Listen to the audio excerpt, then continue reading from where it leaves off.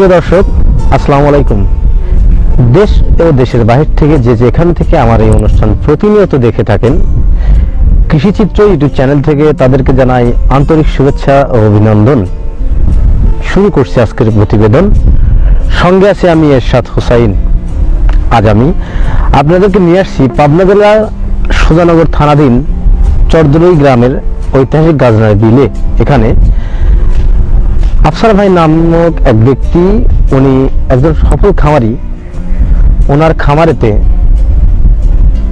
বড় হাঁস এবং 1100 ছোট হাঁসের বাচ্চা তিনি তুলছিলেন। সেই 1100 ছোট হাঁসের বাচ্চা থেকে 400 হাঁস মারা গেছেন। কি কারণে মারা গেছেন এবং এই 1100 হাঁসের বাচ্চা পালন করে তিনি কত বড় ক্ষতির সম্মুখীন হয়েছেন, সেই কথাগুলোই শুনবো খামারির মুখ থেকে।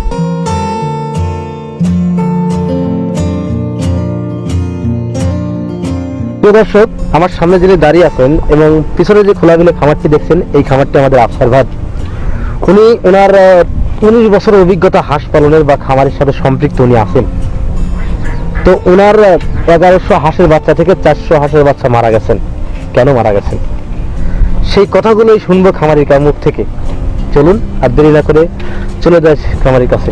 আসসালামু আলাইকুম। ওয়ালাইকুম আসসালাম ভাই। হ্যাঁ, আপনার নাম কি ভাই? আমার নাম আফসার শেখ। স্যার, আমি কৃষিচিত্র ইউটিউব চ্যানেল থেকে আসছি। আমি জানতে পারলাম যে আপনার এখানে 1100 হাঁসের বাচ্চা সহ বড় হাঁস আছে এবং 1100 হাঁসের বাচ্চা থেকে 400 হাঁসের বাচ্চা মারা গেছেন। জি, আমি সেই কথাই জানছি কেন মারা গেছেন, আপনি হাঁসের বাচ্চাটাগুলো কেন মারা গেছেন? হাঁসের বাচ্চাটা মারা গেছে যে কোনো রোগের আক্রান্ত মারা গেছে। আচ্ছা, হাঁসের বাচ্চার কি রোগ হয়েছে আপনি কি বলতে পারবেন? না, আমি বলতে পারবেন না। আসলে আপনি কি ডাক্তারের কাছে নিয়ে গেছিলেন হাঁস মৃত হাঁসগুলো? না, মৃত হাঁসটা নিয়েছিলাম না, কিন্তু ডাক্তারের কাছে ওষুধ পানি আনছিলাম, ওষুধে কাজ হয় নাই। আপনি প্রথম দিন কয়টা হাঁস মারা গেছিল? প্রথম দিন দুইটা মারা গেছিল। তারপরের দিন কতটি মারা? তারপরের দিন আপনার 10টা। তারপরের দিন আপনি কতটি মারা গেছে? তারপরের দিন মনে হয় 50টা। এরকম যে ওষুধ খাওয়াইছে সেই রাত্রি মনে হয় 100 থেকে 150। এই 3 দিনে 4 দিন আমি ওষুধ চালাইছি আপনার ওষুধ যখন আর এক ডাক্তারের থেকে গুটি ওষুধ আনছিলাম, ওষুধটা আনার পরের থেকে আমার হাঁস বেশি আক্রান্ত। আপনি কি মনে করেন না যে ওষুধের জন্য বেশি আক্রান্ত হয়েছে? ওষুধের হতে পারে। ওষুধটা কোথা থেকে আনছিলেন আপনি? ওষুধটা আনছিলাম আপনার 24 মাইল আনছিলাম, কাশীনাথপুরতে আনছিলাম, বিভিন্ন জায়গা থেকে সংগ্রহ করছিলেন। আপনি কি এই হাঁস যে এই দুর্ঘটনা ঘটছে বা হাঁসের এই সমস্যা হয়েছে, আপনি কি পানি সম্পদ অধিদপ্তরে ওনাদের সাথে যোগাযোগ করছেন, ওনাদের সাথে কথা বলছেন যে আমার হাঁস এই সমস্যা হয়েছে? না, কত সময় দিয়েছে আপনাকে? 3 দিন বা 4 দিন? না, তা বলেনি। তা বলেন নাই? এটা কি আপনি ভুল করেন নাই? হ্যাঁ, ভুল না হতে পারে। একটা কথা হচ্ছে, আপনার একটা হাঁসের দুর্ঘটনা ঘটছে, ভালো কথা মানলাম।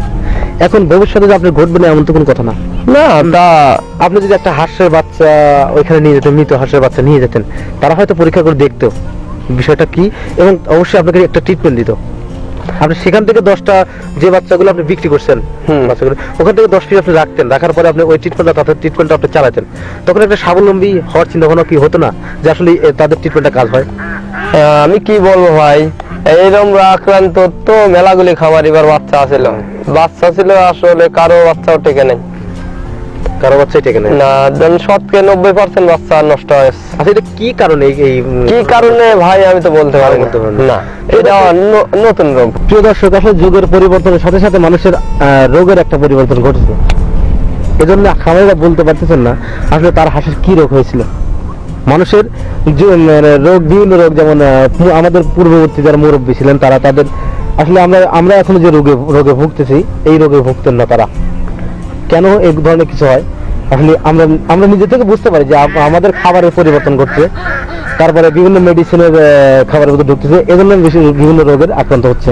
সেটা মানুষ বা অন্য কোনো জীবজন্তু হতে পারে। তার মধ্যে খামারের যে হাঁসের যে আমাদের এই খামারি, ওনার যে 400 হাঁস মারা গেছে, এই হাঁসগুলো মারা গেছে এই একটা রোগের যে পরিবর্তন, এই রোগের জন্য। এই রোগ কি রোগ হয়েছে ভাই বুঝতে পারেন? আচ্ছা, এই রোগের আক্রান্ত যখন হাঁসটা হয়েছে তখন এই রোগটা কিভাবে বুঝতে পারেন কি হয়েছিল? তো মানে হাঁসের চলাফেরাটা কেমন হতো? চলাফেরা আপনার খাওয়া দাওয়া সবকিছু ভালো আপনার। আর যখন দৌড়াতো না, দৌড়ানোর পরেই আপনার মাথাটা আগে মাটির নিচে হয়, উল্টি দেয়, পা উপরে দিয়ে।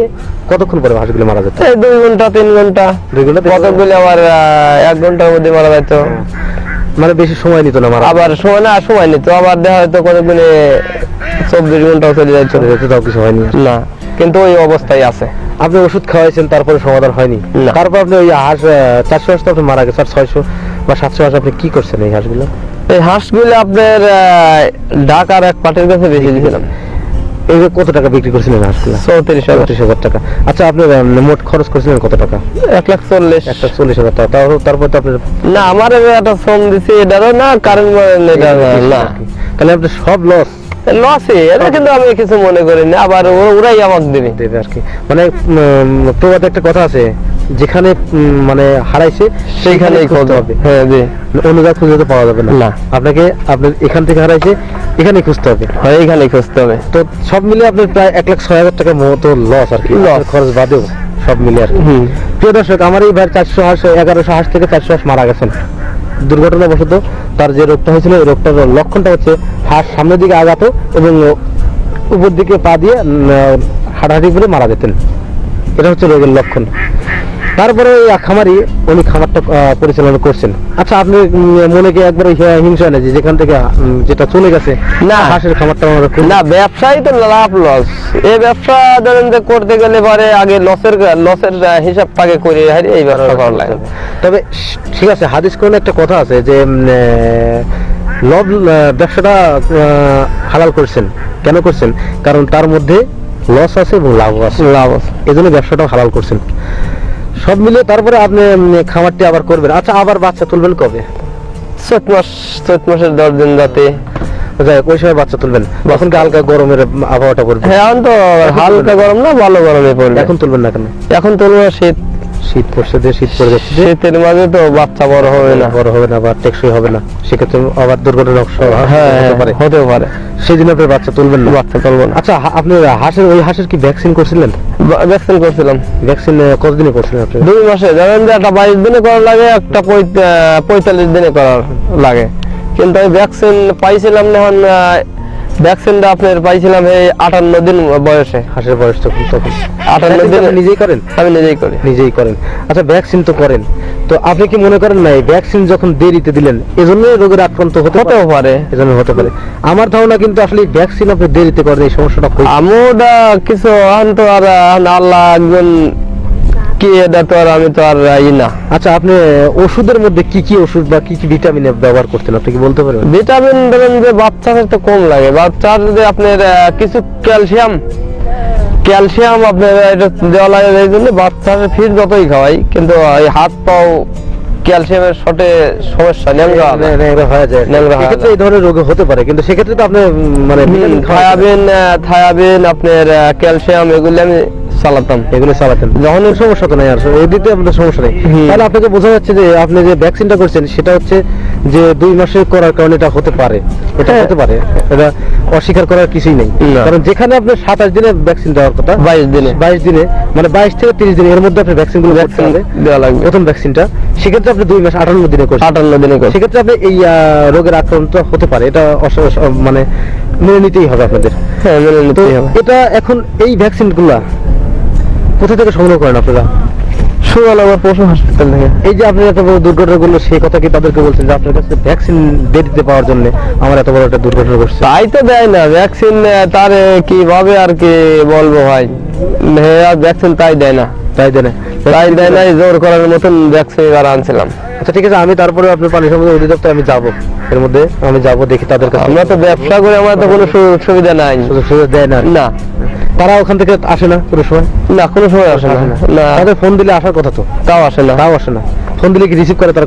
হ্যাঁ, রিসিভ করে এই কয় যে এটি খাওয়াও, কিন্তু আমি তো সেটা তো সিনেরা তো আমার জন্যই তো ডাক্তারি করতেছে নাকি। অবশ্যই আপনাদের সেবাতে তারা, আমার সেবা দেওয়ার জন্য সে জিনিসটা উনিরা তো যখন জানবি ফোন দেবো যে এরকম সমস্যা, উনিরা তো একদিন আসবেও না, ওই বলবি যে এইটা খাওয়াও গা, ঠিক হবে না, ঠিক নাহলে ফোন দেও। হাঁসের রোগ হয়েছে আপনার জ্বর, আমি তার লগে আপনার আগার তাহলে খারাপ ছাড়তেছে না। দর্শক, আসলে উনি যে আমাদের সোজানগরে পানি সম্পদ অধিদপ্তর আছে, এখানে উনিরা যান, বিভিন্ন রোগের আক্রান্ত হাঁস হলে সেখানে ওষুধ সংগ্রহ করতে যান, কষ্ট করে তারা যান। যে নিয়মটা ছিল আসলে ওই স্বাস্থ্য অধিদপ্তরের যে কর্মকর্তা তারা আসবে, সরজমিনে হাঁসগুলো দেখবে, দেখার পরে খামারিদের পরামর্শ দেবে এবং তাদের নিয়মে ওষুধগুলো চালাবেন, এই ওষুধগুলো তারা দেবেন। এই নিয়মটাই ছিল হাঁসের এই দপ্তরের অধিদপ্তরের লোক কর্মকর্তাদের। কিন্তু তারা আসেন না, তারা তাদের কাছে ফোন দিলে তারা বিভিন্ন পরামর্শ দেন, কিন্তু আসলে একটা রোগ হয়েছে হাঁসের, সেই রোগটা খামারিরা বলতে পারবে এরকম, কিন্তু আমাকে অবশ্যই দেখতে হবে যে সরজমিনে হাঁসের কি রোগ হয়েছে এবং কি হয়েছে। তো আগে পর্যন্ত দেখা হবে পরবর্তী ভিডিওতে। ততদিনে ভালো থাকেন, সুস্থ থাকেন, আল্লাহ হাফেজ।